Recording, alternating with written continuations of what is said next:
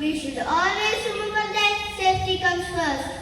When we are walking on the road, we should hold someone's hand and look both ways before crossing. This helps us to avoid accidents and stay safe. At home, we should keep the doors and windows locked and note the emergency number to call in case of danger. We should also be careful with fire and electricity.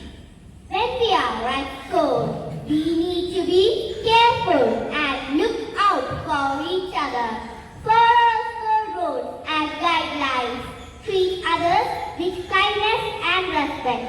When we are playing outside, we should be careful not to talk to strangers and should always stay with our friends or family.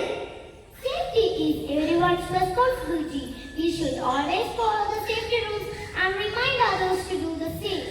By being safe, we can protect ourselves and our loved ones from harm. So, let's always remember safety first. So friends, remember, safety is not a burden. It is a privilege that empowers us to live our lives to the fullest. So, let us commit to putting safety first in all that we do for a secure today and a promising tomorrow.